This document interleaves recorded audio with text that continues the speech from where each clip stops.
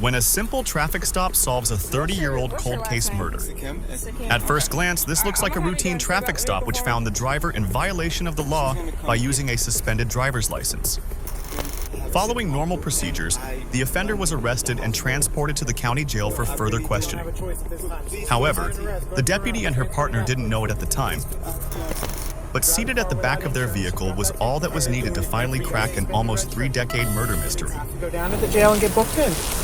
On a November evening of 1994, at the Oakland City MARTA station in Atlanta, 18-year-old Jafford Tucker, an unsuspecting young man from Hapeville, was walking with someone he had only recently met, Mohammed Bilal El Amin. What started as an ordinary night quickly turned into a nightmare, as without warning, El Amin pulled out a handgun and shot Tucker point blank in the face. The sound of the single gunshot startled nearby commuters and MARTA employees. Tucker collapsed, bleeding profusely from his mouth. One MARTA employee who had heard the shot turned just in time to witness El Amin fleeing the scene. Tucker tragically succumbed to his injuries on the spot. It was a senseless act of violence that would end the young man's life. Within 3 days, detectives identified El Amin as the prime suspect in Tucker's murder. Witness statements and evidence collected at the scene pointed directly to him. Authorities acted quickly, but not quickly enough. El Amin had already vanished. For nearly 3 decades, El Amin was a ghost, evading law enforcement and living under the radar. By 2001, a federal arrest warrant was issued, officially charging him with fleeing to avoid prosecution. The FBI even offered a reward for any information that could lead to his capture. Yet despite all efforts, El Amin managed to stay one step ahead, assuming new identities and blending into different communities. Years passed, and the case became cold. For Tucker's family, the pain of losing their son and not seeing justice served was a wound that never healed. His mom passed away in 2006, not knowing who was responsible for her son's untimely death. His uncle, Ernest Cook, expressed the frustration and anguish the family felt for years, knowing El Amin was out there somewhere living his life while Tucker's had been unjustly taken. Then, in August 2022, fate took an unexpected turn. El Amin, now living under the alias Rice A. Seckham, was pulled over during a routine traffic stop in Oconee County, Georgia, near Athens. What's your last name? Seckham. Seckham. Okay. All right, I'm gonna have you go and step out the vehicle for me. What should have been a simple traffic violation quickly turned into something much bigger. Yeah, so you're about 57 minutes away from me. I was almost at the hospital. Okay. Take this off for me. Just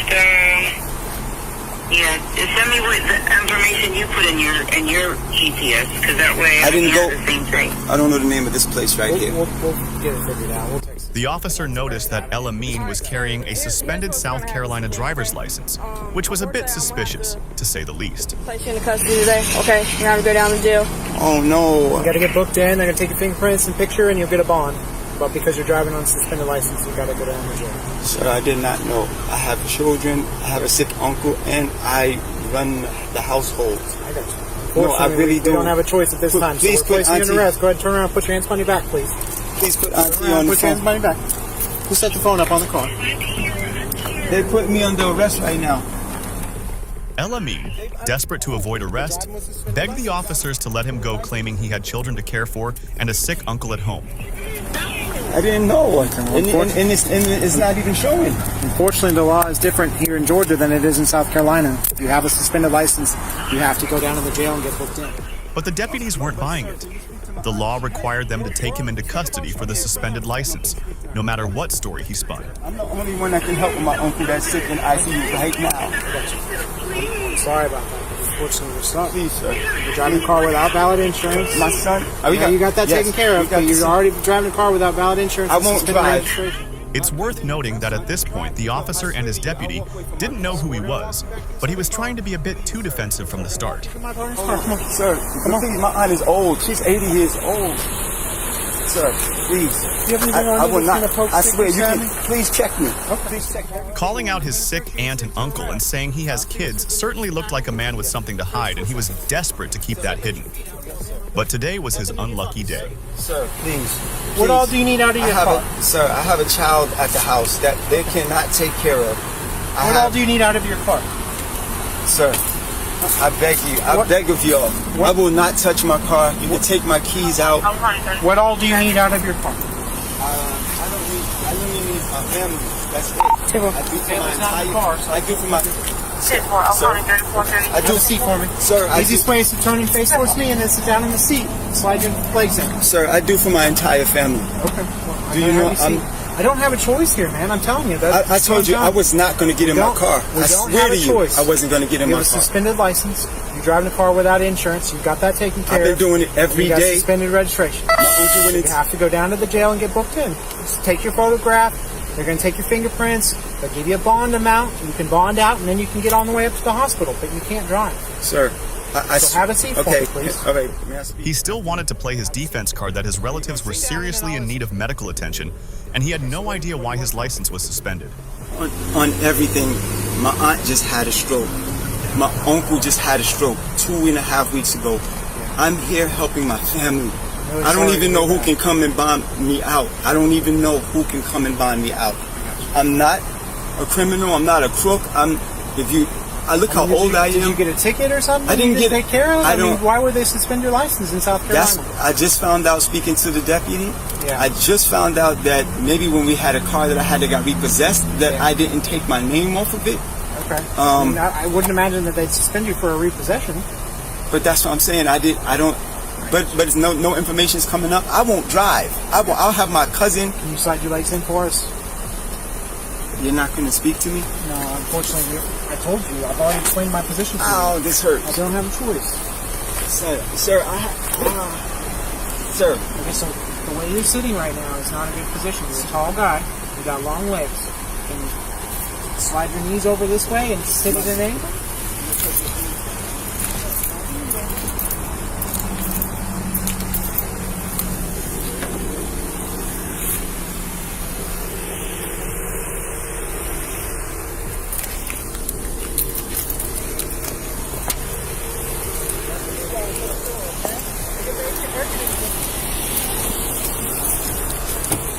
You gotta move your knee.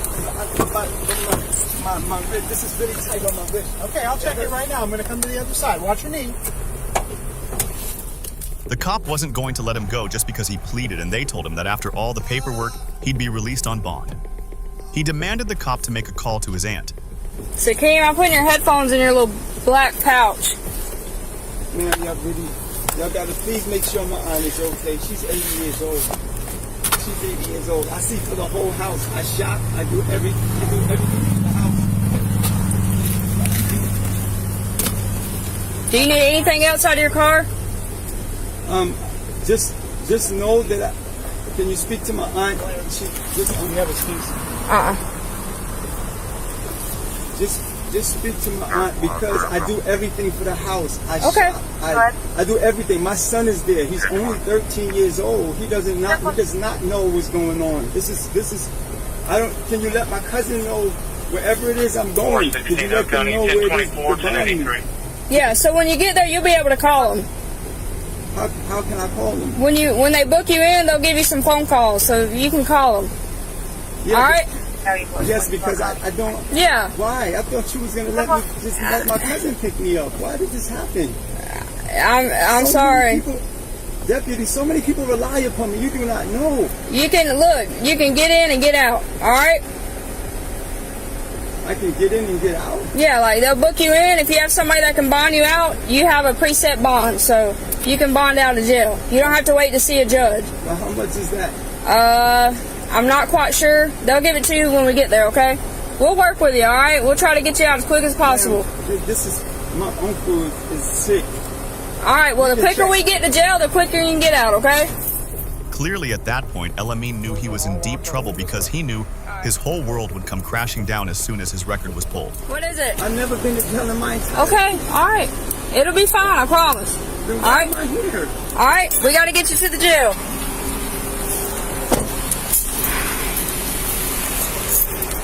Call me after you go. All right.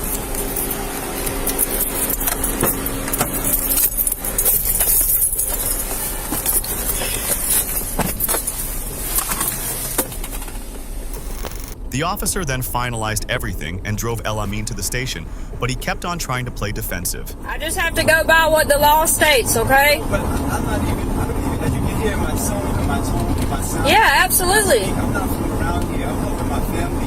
And I believe you. I believe you are helping your family. But I have, at the end of the day, I have a job I have to do. Doing your job. I'm not trying to fight you. And I appreciate you being cooperative, okay? I'm afraid because my uncle is in the ICU, and I'm the only one that goes and checks him. Okay. I'm the only one that sees my household. I take care of my The cops certainly knew that only someone with something to hide will always first off all play a defensive card.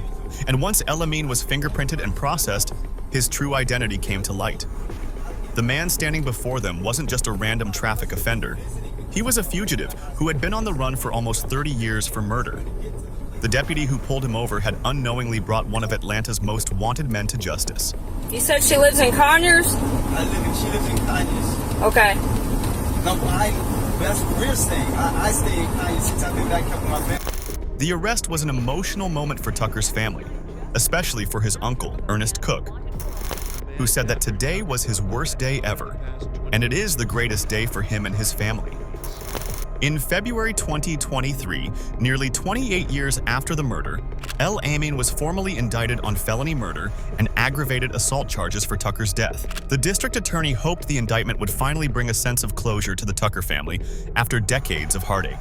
El Amin's capture was a reminder that justice, although sometimes delayed, will eventually catch up. For almost 3 decades, he had lived a life of deception, but a simple traffic stop ended his long run from the law. As he faces charges for his 1994 crime, Tucker's family can finally begin the healing process, knowing that the man responsible for their loss will stand trial for his actions. He almost thought that he evaded justice having been so long, and maybe that was why he had confidence driving with a suspended license, and whether or not his aunt and uncle were sick, it doesn't make him innocent.